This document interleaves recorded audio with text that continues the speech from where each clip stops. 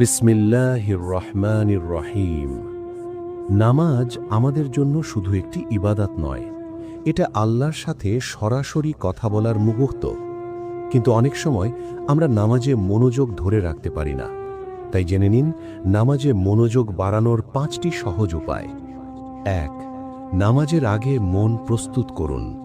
নামাজ শুরু করার আগে কয়েক সেকেন্ড ভাবুন, আমি এখন আল্লাহর সামনে দাঁড়াতে যাচ্ছি। 2. নামাজের অর্থ বুঝে পড়ুন।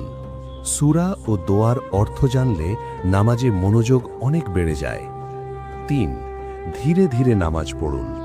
রুকু ও সিজদা তাড়াহুড়ো না করে শান্তভাবে করুন। রাসূলুল্লাহ সাল্লাল্লাহু আলাইহি ওয়াসাল্লাম ধীরে ধীরে নামাজ আদায় করতেন। 4. দৃষ্টি সিজদার জায়গায় রাখুন, এতে মন অন্যদিকে কম যায়। 5. আল্লাহকে সামনে ভাবুন।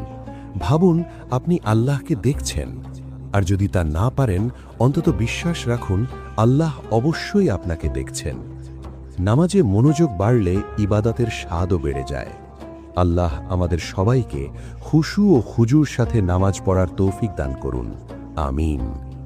ভিডিওটি ভালো লাগলে লাইক দিন, দ্বীন টিউব চ্যানেলটি সাবস্ক্রাইব করে পাশে থাকুন। ইনশাআল্লাহ দ্বীনের আলো ছড়িয়ে দিই একসাথে।